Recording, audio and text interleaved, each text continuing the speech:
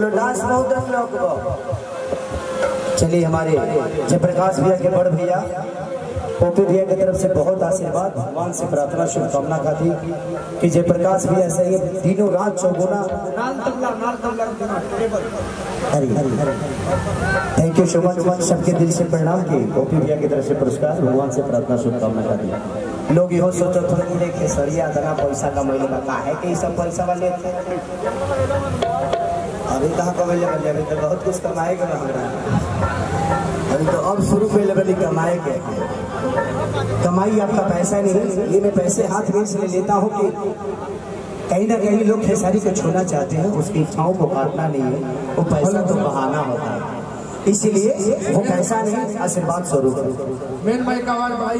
हाँ हेलो थोड़ा सा बढ़ा आरती कहा दिया बाबू तुम डांस बहुत देख लो बोले कि हर नया जमाना के डांस है बाबू तो सुनी ले दिला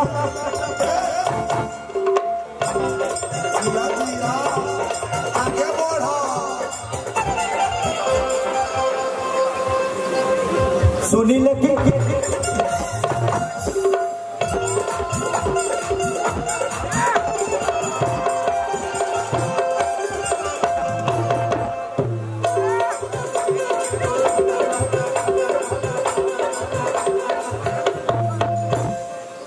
भोजपुरी है हमने के भोजपुरी है हिले है एकरा ऊपर कुछ ना हो तो सुनी ले किला के लखावे में मेला तो नहीं चाहिए बात बचाई बकेला